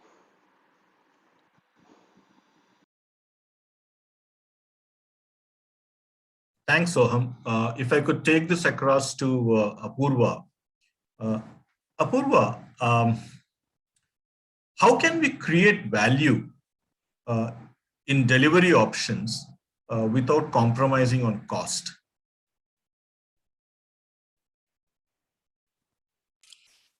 Yeah, Girish. Look, fundamentally, the last mile delivery is essentially a driver, a route which is moving from point A to point B, and a vehicle. Okay. And in all those four aspects, we can do a lot of optimizations. without compromising a lot on cost. Okay, and I will give you some examples just to substantiate what I'm saying. Okay, look, fundamentally, most of the companies, as Shailene was pointing out, pay drivers on a variable basis, pay per delivered package. We pay per delivered stop, so every stop a driver makes, we pay them per stop, right? Okay, and one of the ways to create more value, and by the way, in all the aspects, if we create more value, we have the comfort and ability to transfer that value to the customer, right? So one of the ways to create more value for the driver is to sort of create more stops on a package. Okay, and you do that by exactly what Sharon was saying. You do that by optimizing the route of the drivers. Okay, and the route optimization can be done at various stages. So it can be done when the order was created. If we can predict the entire supply chain, we typically do it for groceries because grocery supply chain end to end is very controlled and managed by us. Okay, but it can also be done when the package to be delivered is available at the last mile. It can also be done when the package to available is done at a driver level, right? I mean, at the vehicle level also you can optimize which place you can go, which place not you can go. Something which Shailene, as a user, you can do is you can select a delivery slot while saying, which helps me as a driver to organize my delivery slot, optimize my route and reduce wastage. So some of the popular tools which we use something called as Opta Planner. I know Flipkart has its own heuristic and algorithm. I'm a big fan of their data science and heuristic team. So I'm pretty sure you must be having your own route optimization tools. So there's a lot of route optimization tool, but the essentials is exactly the same. You know, it operates on the data points, location. Most of the time, you're either route optimizing for distance or you're optimizing for time, and every single delivery slot, delivery window, package one, package two are constraints or variables which have to be applied to that heuristic, right? So that's really on the route. Okay, second thing what we can do is optimize really A and B, the sources. Okay, so now, as you were mentioning, I mean, B today in most of the setups is a fixed delivery address which the customer has to enter. Some of the organizations I saw Fetcher in UAE did that quite well. We do it for our food delivery business, not for all delivery business, but for only food delivery business. We optimize a route as per the live location of the customer. Okay, so you would have ordered, I don't know, tea when you were sitting in the 17th floor of the building, but when you get your tea or coffee, probably you're downstairs or you're in the parking lot, and we're capable of functioning that thing and inputting that. So that's also something which many companies do. So if you can make the points A and B more dynamic, more optimized, I mean, you know, you are also helping the route, etc. So that's the thing. Okay, now in terms of vehicles, as Soham was saying, look, electric vehicles is the new in thing. I mean, it's going to happen. Okay, I know certain companies, and we are looking at it very closely in one of our countries. But certain countries are looking at hydro fuel vehicles, drones. Noon did some experiments in UAE with AV droids. You know, you have AGVs on pavement. So a lot of that optimization, a lot of that add value would happen, which will help us save cost. Okay, and then the driver concept, look, our aim is to not make sure that the driver makes less money. Our aim is to make sure the driver actually makes more money but does more deliveries. Okay, which is a win-win. So if we are able to put sort of all those things in place, we'll create a lot of value, which will also bring down the cost. And that's at high level, that's exactly how every single supply chain organization is thinking, okay, in the world. Thanks, Apurva. That was, yes, there is heuristics, there's algorithm, and it is how we map and put it together that will give us the advantage. If I can take it back to Shailene. Shailene, when you're looking at the last mile and in e-commerce deliveries and innovations, what are the innovations that you would want to see when it comes to this part of logistics function?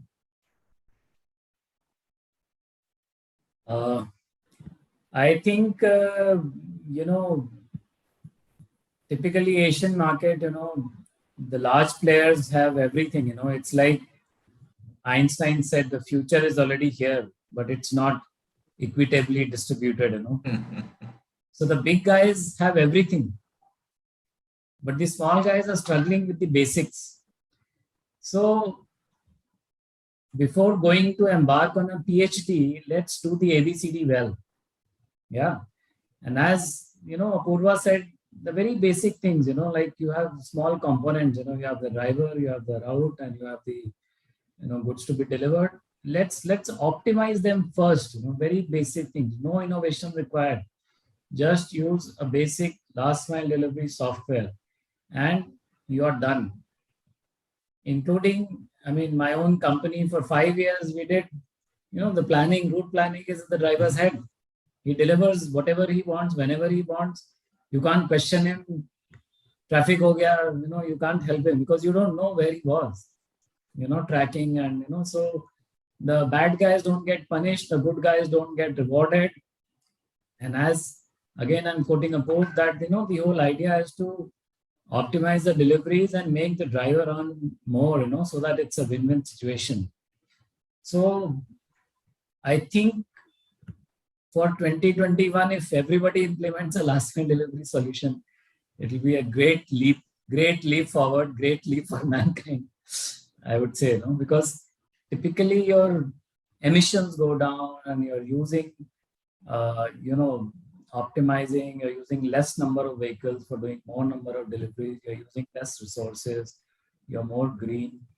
And optimistically, in terms of innovations, I don't see drones taking off. I don't see the droids or the bots taking off, but I definitely see a big chance for electric vehicles. And there is a new technology called the depot charging mechanism, which is developed by Hitachi, and you have a leap improvement over the earlier lithium-ion batteries, and now you have these batteries which give you a range of 500 kilometers, and they can be charged by this Hitachi system in 15 minutes flat. So you have a depot charging concept whereby you have a charging station like a fuel station, and you could have 10 buses and 10 trucks and 10 cars, and everybody simultaneously getting charged, and they get fully charged for 500 kilometers range in a matter of 10-15 minutes, and for large buses and trucks maybe 20 minutes. So I see that as a very big leap in terms of last mile delivery, trucking, and running of buses included. And there's a Chinese company who's already running, I think, world's largest fleet of buses. Currently they are doing it only on buses because these batteries are little heavy. Depot charging is more successful for larger vehicles to give them a bigger range, and I think the focus will soon come on the vans and the delivery vehicles. And in India, I don't know, Soham, how many people have bought those electric scooters? We saw 10 million bookings in one day. And I hope the last mile delivery operators will also use. And I was speaking to the DHL CEO here, and he also mentioned that they already have some 400 electric vehicles running for many years in Germany and I think Amsterdam. Aramex has a chief sustainability officer, and he told me that they've been doing trials with electric vehicles for many years now. In Saudi as well as in Jordan, they have electric vehicles running. So I think it's just a matter of time before this thing clicks, and I think most of the operators will move to vehicles which have just maybe a 17 or 15 moving parts against internal combustion vehicles, which has 15,000 different components. So I think that is the biggest innovation that is going to hit us, and we will, suddenly, it will be the new thing which almost everybody will adopt, or they will be forced to adopt. So I see these two things, one basic things like the last mile delivery optimization through a software, and a huge leap, quantum leap. It is going to be a quantum leap. It won't be small, because right now the biggest problem with the vehicles is slow charging. You have to charge them all night. And another problem is range. You get 100-kilometer range, 150-kilometer range.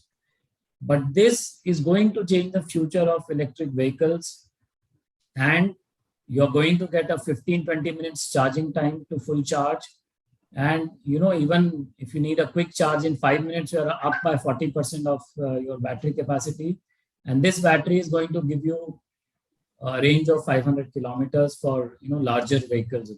Again, I said the batteries are a bit bulky, and so I see.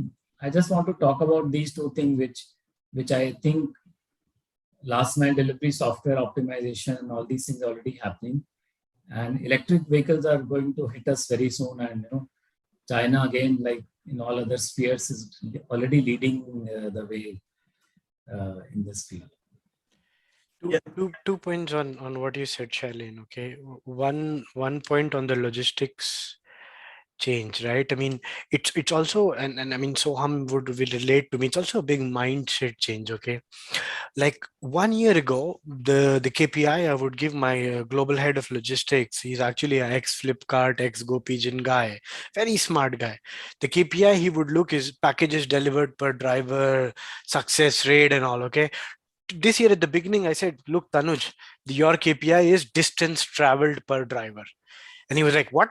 How is that even relevant? And I was like, dude, that's the KPI now. I want to reduce the distance traveled per package in my company. And if I'm able to do that, that means every single thing is working right. My source is at the right place, my customer, the route optimization is happening.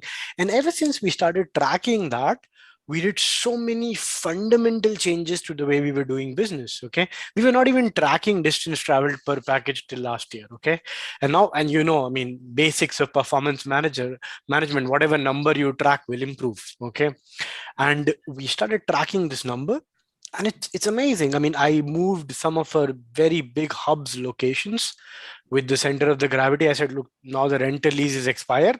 Show me data. Where should this hub be on the basis of, I want to travel less distance per package. It doesn't matter. I pay the driver still the same amount I was paying like before. I haven't reduced that per package, but my drivers are now earning more. Okay. And the second thing which was quite amazing is this KPI is encompassing everything else. I mean, if you fail the delivery attempt, you've done the distance, but you've not delivered it. So the distance increased, but the package did not get delivered. Okay. So that's one big change which we did. And it's opened up so many conversations, so many thinking, so many optimizations in every single aspect of what we do today. Okay. And just one fundamental KPI change. That's it. That's the trigger of every single thing we started doing. Okay. And the second thing, to your point, Shailen, we use electric vehicles. We use something, it's not bikes, it's basically cycles. In Kenya, the company is called Hatua, but something very amazing about them is you can do battery swaps. So we have our own hubs and our own pickup stations. Kenya, we have about 1,000 pickup stations. Every second street, I have a pickup station. And as a driver, you're a junior driver with that Hatua bike. It's an electronic bike. The range is 60 kilometers with a fully charged battery. And the battery is as a size of 1 liter bottle. And you can go there and you can remove your battery, take another battery, put it and continue. You can even carry a battery in your back if you want. Okay. And that I found very easy. It's not very great. It's not a great technology implementation. It's just like carrying a power bank or whatever you want with your mobile phone, and it kind of works for me. I don't have to spend too much money, but it kind of works for me. Yeah, it's amazing. It's amazing. I think I'm so happy to hear, I think this new KPI could be a revolutionary thing. And as you told about swapping batteries, I think I saw a video somewhere, and I think a lot of innovations are happening in Africa. And I'm happy to see Jumia at the forefront of doing these things. Yeah, and I think just to add to the point of distance, right, Apurva, I think that's one major thing that we are also seeing of having the dispatch locations in a much, much shorter and smaller radius of the customer, right? And kind of doing quick routes coming back, quick routes coming back, right? And I think because you're absolutely right, when you start looking at distance, and then also, in terms of the drivers also, right? Earlier, the KPI used to be, okay, how can I ensure that even the load in terms of orders is distributed equally with the bikers? But now, in terms of the requests that we are also getting, is in the optimization, how can the kilometers be equally distributed, right, with the drivers, right? Not just the packages, because fundamentally that's the driver of a lot of things. And in India over here, we're kind of seeing even 10-minute grocery deliveries, right? So we've recently gone live with one such, and it's in a literally in a 3 kilometer radius, right? Where there's instant. The packaging time gets narrowed to like a minute and a half, and then there's a quick handover to the driver, and then they have to go make the delivery. And the radius is so small, right? That makes things possible in a sustainable way, right? So I think completely agree with you, Apurva, on that point, and I think that's fundamentally also changing a lot in terms of warehouses, dark stores. That's something that's of course coming up in a big way, especially for consumable items, also for pharmacies, all these kind of items, right? So I think these are some major shifts that are happening when you kind of look at that metric of distance. Shashi, you have a point? You're on Yeah, mute, I think beautiful insight. I can see there's a beautiful insight which is being given by Apurva, obviously, Soham and Shailen talked about ecosystems. One of the important things which you should also touch upon is the packaging. I think this packaging contributes quite a lot of cost to a retailer or a e-commerce company when he is in business with. Because when a customer places multiple orders, probably in the day or probably in various products, so obviously packaging comes, and then your order fulfillment centers maybe not in one place, maybe in multiple locations. So you will have challenges. I think this is one of the area I still feel there is a lot of improvement required from our side. I think it will really help us to take the business forward, and that will also help us to optimize the last mile delivery cost to the customers. So this is, I think, one of the things what we should also be looking at. Yeah, Anil, you had something? Yeah, I was just inquisitive, the electric vehicle thing and Celine's passion regarding, how electrical vehicles will make a difference.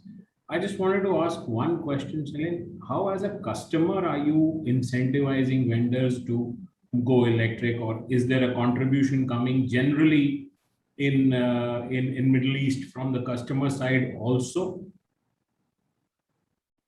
I think the awakening is coming more from the operators themselves rather than the customers. I think in terms of customers, there's a lot of awakening in Europe and US. I have seen that they are being told very bluntly that look, don't order everything. On one day you're ordering something, second day you're ordering something. Consolidate. And believe me, I changed my buying behavior. I used to order something every day. Now I just keep adding them in the cart. And at the end of the week, when I know I'm going to be home, I press the buy button. So these are some of the things which are happening. But electric vehicles is something which will come because of, cost push, people like Shashi and other operators, when they find that, these are less maintenance pro, green and less cost of operation. So TCO is less, that will force them, end of the day, the commercials matter. So I think the economies will force the operators into going for these green vehicles. And I forgot to mention the name of this battery earlier. This battery, revolutionary battery, is called LTO, lithium titanium something. So it's a US technology. Previously, it was used in US submarines. It was only for military application. And some 10 years back, China bought that company, and now they have put it into commercial use.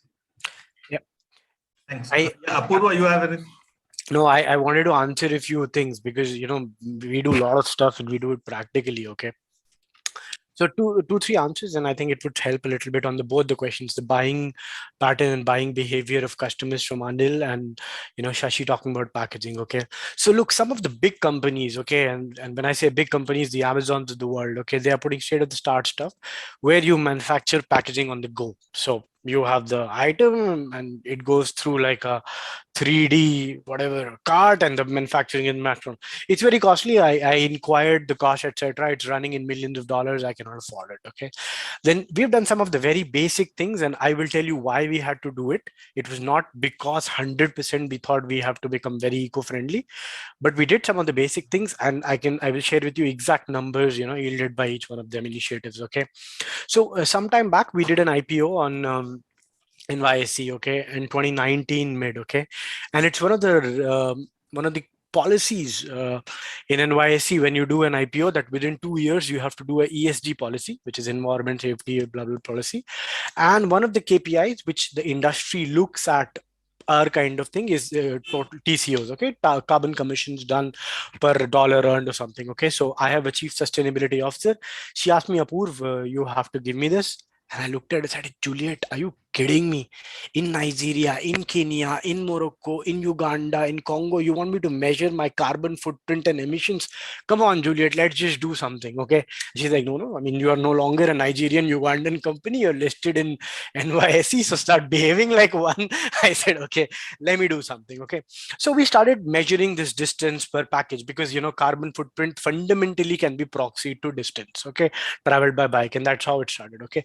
3 initiatives I did, and it's quite fundamental, simple. Every single company can do it. It's not very big deal. Okay. The first thing is, earlier, most of my packaging was bought locally in all countries, and everybody had different sizes and all that. Okay. So if you order like 3 sizes, you will typically waste more packaging per order because you have only 3 sizes and blah blah blah. If you order 9, you will waste less material per size of package. Okay. So what I did is I actually did a very genuine, simple study. I said, okay, guys, can we please start looking at what are the most important, fastest selling items? And we looked at our top 500 selling items. And we said, if I want to pack them perfectly, how many kind of packages I need? And we came up with 22 sizes. Not each one of them was uniformly and universally needed, but we said, okay, let's get that. Okay. In 1 year, my expense on packaging like to like reduced 26.2%. Assuming that the expense of packaging is somehow proportional to material cost also for the vendor, it's not directly proportional. Okay. My assumption is material consumption would have gone down further. Okay. So that's one thing we did is we really looked at and we customized our packaging. We did not buy from market. So that's one. Second, one of our biggest last mile channel for us is pickup station, customer coming and collecting the item. So it's more like a shop. Okay. But you understand what's a pickup station. The driver doesn't go. For example, in Kenya, 70% of my business is pickup station. Okay. So what we did is, in front of every single pickup station, we have a point system. Okay. In Jumia, you can earn point for everything you do. You go and put an Instagram like, you will earn a point. Okay. Simple things. Okay. Everybody earns points. And when you get a lot of points, you can change currency. It's a typical loyalty behavior. I told to the guys that, okay, they give you one package, they open the wrapper and they give you packaging material back in the pickup station, allocate them points. Okay. And because of that, we started receiving a lot of packaging material back from pickup station channel. Okay. So it was something simple. Okay. It was just a little dustbin kind of a thing. Some people even put cartons. Okay. You put there, you scan and you get 1 point and you keep going. Okay. And a lot of customers did it. Okay. Because this is poor countries. This is gamification. Customers love this. Okay. And one of the things we do is, which is very interesting, and we pay our drivers for it. 1 day in the month, we announce it. It's on our app. We do a packaging recollection drive. Okay. So if you're a customer, our driver has come to you for delivery. And if you have something to give back, you give them back. My driver is responsible for taking it in a bag and recording what they've got in the same app. It's a same app. Okay. It's a pickup station. Sorry. It's a reverse package pickup collection transaction. So I received 5 packaging. That's it. Okay. And so you can keep collecting it, and one day the driver will come and collect back you and we pay for it. Okay, and this reverse pickup package, so I cannot tell you the tonnage because we have the number of units only. Okay, we collected close to 200,000 packages back last month. Okay, which is not a lot, which is 4-5% of our monthly sales, but in that area, but it's still like a big initiative, okay, for them. So those are three very simple things which we did. Okay, in terms of consumer behavior optimization, some things which I like, and as a consumer we have choice, is first, most of the food delivery apps have no cutlery now. Okay, you are allowed to put no cutlery. Okay, and one thing we are also sort of trying to push, especially on our grocery delivery, is that we say no packaging and shipping fees if the customer. So in UAE, Shailin, you might have seen Noon delivers in big boxes, carton boxes, and they can take it back. Okay, so we tried doing the same. We failed because it's quite bulky and drivers don't like things getting back. It slows them because customer will take it in, remove it, put it in some other place, get it back. But we tried putting it. We told the customers that if you promise that you will give the shipping box back, there is no fees fee. It didn't work, but it helped. It can help change customer behavior. I think Noon is already doing it successfully. Noon is What doing they it do is successfully. that they deliver you milks like every day. So you keep the previous day's box outside, and while they deliver you the fresh box, they take the old box back. Yeah, I think the profile of customers in this part of the world, especially in Dubai and all, Noon, where they deliver, is slightly more evolved than the kind of customers I'm dealing with, but we'll get there. I'm pretty certain. Also, Purva, I had one question. How green are these pickup stations? I mean, do they really mean something or better than delivering at Yeah, in terms of ESG, it is better. They are better than delivery channel. I mean, you are obviously cutting down the carbon emission of last drive. Plus, the lot of packages are being delivered one way. We, especially in Nigeria, Are you cutting down, or are you just transferring it from yourself to the customer? Yeah, it's a good push. Okay, it's a good push. I think the overall end-to-end cost of the package might be increasing, and the commission. Okay, we've discussed this. We probably are, but then the fundamental assumption you are making, Shailin, is that customer is one driving to the pickup station and is driving specifically for the purpose of picking that package. Maybe you are driving on the way back from office, you're driving to the nearest supermarket, so we cannot really quantify it. Okay, but it's a fair push. Okay, and I have no real way of judging that except some random survey data. Thanks. Yeah, that looks. I think that's the way. It's an initiative that starts off, a thought process which starts off, and as we go ahead and we gain some experience, probably then we would want to fine tune them and get them. But then it also, we need to ask them, what does that exactitude get us in terms of cost advantage or efficiency advantages? So a lot of times, analysis, paralysis by analysis would also be another factor which would come in. Soham, if I could bring you in on one more aspect of it. We live in a very hyper competitive world, and in this hyper competitive world, how do we differentiate and survive? Right. Good question. I think, I mean, if we look at the end customer, right, and what they want, right. So I think, see, there are some things that I believe, right, don't really change too much, right? And if you look at the sheer market size, right, if you get the basics right, the market size is just so huge that there's enough room for so many people, right? I mean, you're fundamentally talking, like, if you see something like groceries, what Apurva was talking about, it's huge, right? It's like an infinite market size, right? I mean, you cannot even put a number to it, right? Because almost everything is running in an unorganized manner, and you can bring it organized. So I think as long as that reliability is there and that consistency is there, right? People know that, okay, if I'm ordering from XYZ place, it's going to be this way, right? It's not going to be something on one day, something else on another day, right? So as long as that consistency is there, um, honestly, I think it's literally about getting the basics right.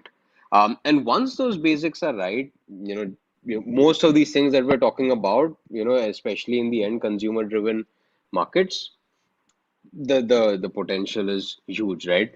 So having said that, right, so if you really think about it, right, like what are the fundamentals, right, and what has to obviously keep improving with time. I think, see, people do want things with which are obviously faster, right? And this again, it's not for all categories of goods, we cannot generalize. But if you look at certain categories, especially groceries, fruits and vegetables, pharmacies, some of these categories, right, there's a huge pressure on delivering things faster, right? So, like even in India, right, there were these times when it used to be 3 days, 2 days kind of delivery, right? And now it's all, not just same day, it's like instant kind of deliveries that we're all going to. And that's fundamentally changing how people, even cook food, right?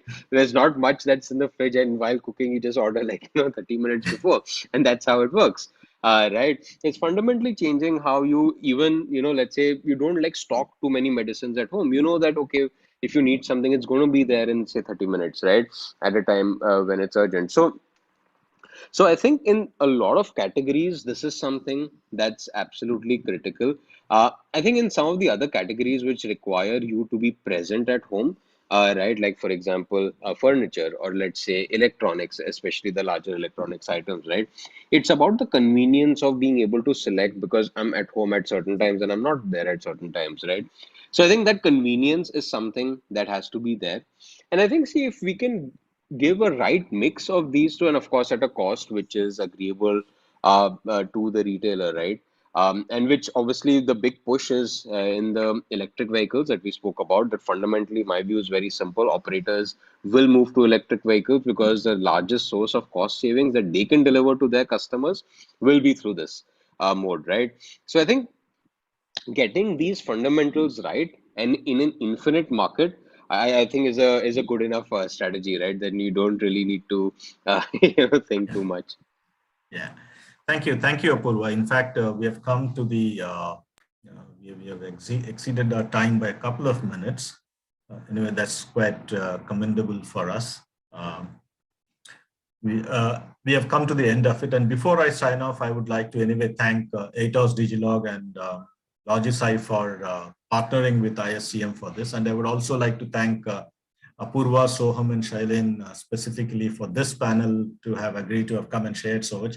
In fact, it was a very interesting discussion to see. A couple of questions were there from the audience, but which I think Apurva covered for how to reduce the environmental impact of packaging. Apurva's answer was spot on there, and there was also, shouldn't all of us in the last mile delivery have a common ESG charter? I would now like, if Dr. Rakesh Singh is there, I would like to invite him for his closing comments. Dr. Rakesh Singh.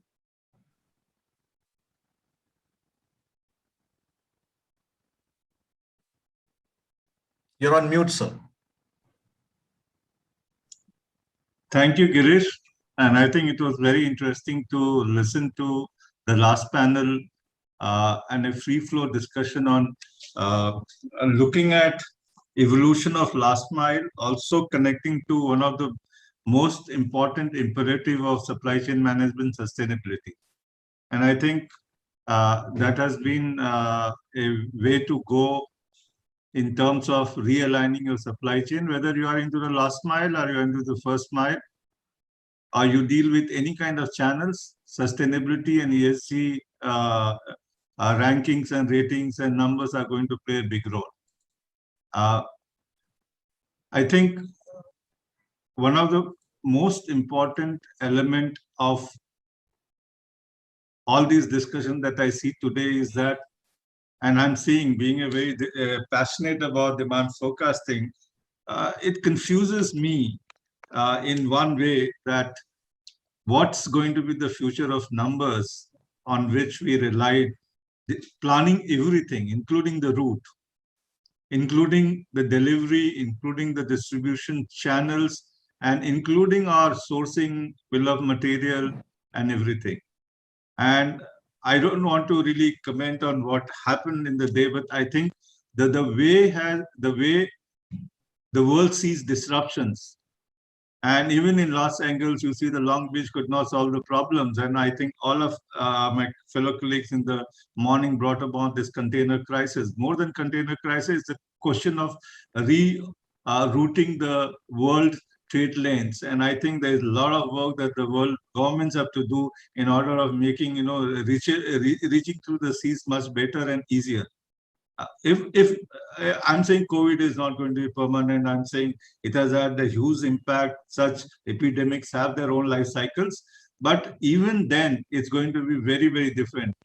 Girish, you gave me that article of BCG, which was very interesting, which says that in the last 1 year of world trade, the dynamics of world trade in terms of trade lanes and their destinations have changed.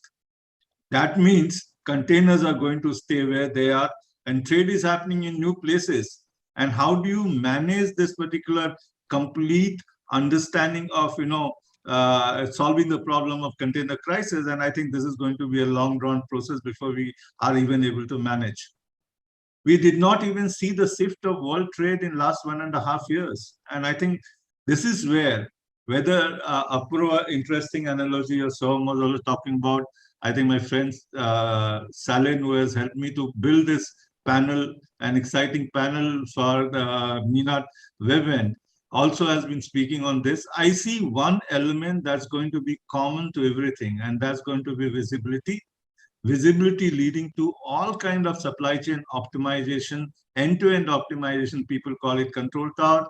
But I say, in fact, I've seen control towers, logistics control towers helping. If you remember, Perinod Record had, Girish, you may realize that as we're doing those programs for them, that they use simple logistics visibility to create control tower, move the trucks to Ranchi instead of Jamshedpur, and deliver from Ranchi to Jamshedpur all their Bacardis in a much better, which is the biggest market in Jharkhand.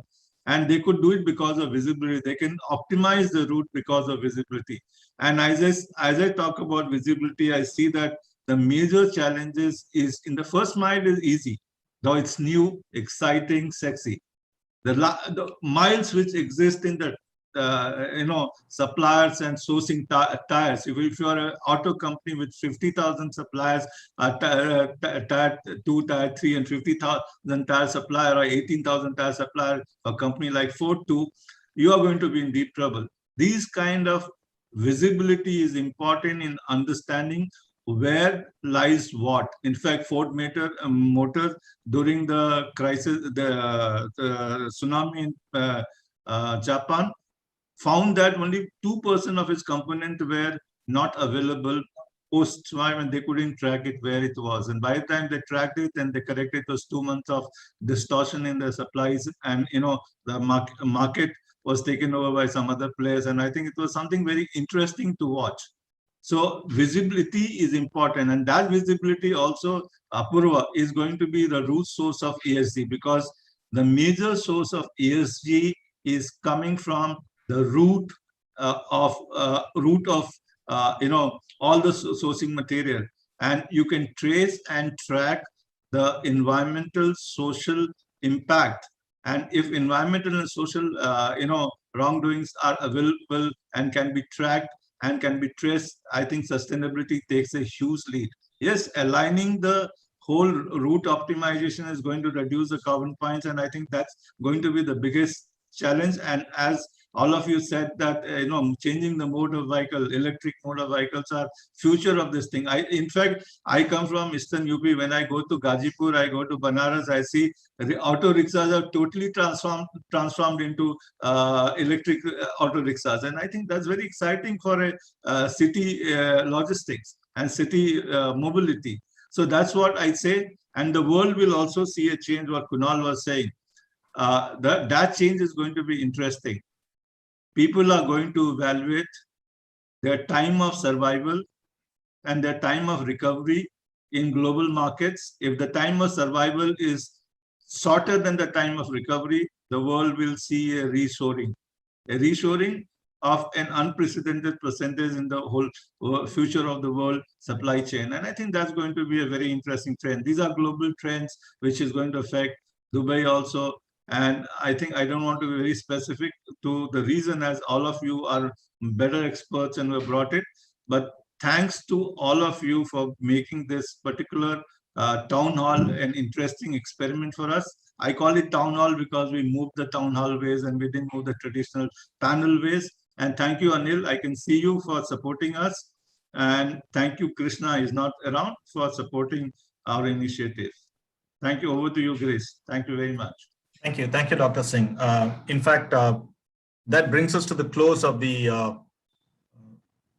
MENA Supply Chain Webvent, which is the first of the series. And we are now planning, as I said earlier also, we are now planning a couple more initiatives. One of them which will be the third Supply Chain Planning Senate for the MENA region, and one specifically for the last mile connectivity and issues connected with that.